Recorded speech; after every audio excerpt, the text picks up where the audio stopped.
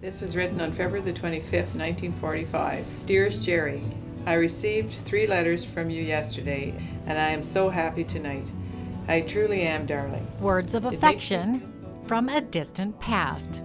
A love affair that developed between a World War II soldier while he was out at sea and his girl waiting for him back in Campbell's Bay, Quebec. And I will send it right away. But for Sheila Bowie Lon, it's just mom and dad. So I intend to try very hard. He was a pretty impressive man, I think. Of course, he was my dad, and I just thought he was handsome.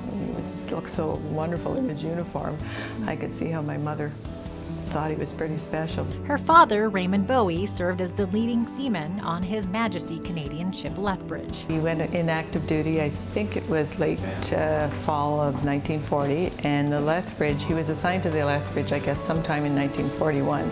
Serving for 4 years on a ship that was designated the name Lethbridge by Ottawa, so local citizens would have a sense of ownership and send care packages to the men aboard. Mostly it was in the North Atlantic, convoys going across the North Atlantic to England. And it was during those convoys that these letters were written. After her mother passed, Sheila started finding letters in her parents' house. There were a lot of them. I don't know how many. I haven't even read them all yet. The first year after my dad died, I think I tried reading a couple of them, and it was sort of emotional. During the 100th anniversary of the Royal Canadian Navy, Sheila met Glenn Miller of the Lethbridge Legion.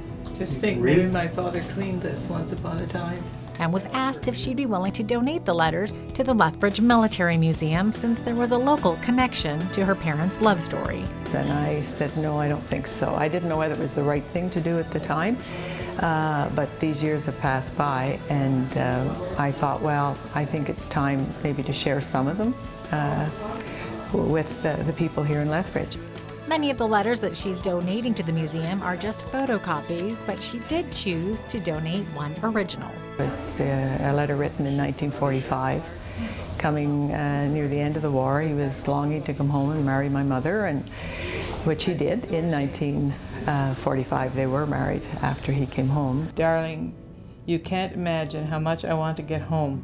I think of nothing else now. And in preserving those words, this donation will ensure a love that was once so strong will never truly die. I wish he could be here. He would have been so pleased. For Go on Shaw TV, I'm Jeanette Roche.